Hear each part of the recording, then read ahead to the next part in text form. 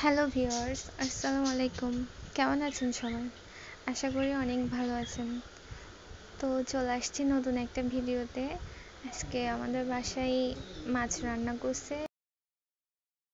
মাছটার নাম হচ্ছে যে ফোয়া মাছ। তো এদিকে আম্মু মাছগুলো ভাজি করে নিচ্ছে, আর আমি দূর থেকে এটাকে জুম করে করে ছবি তুলতেছি, সরি ভিডিও করতেছি।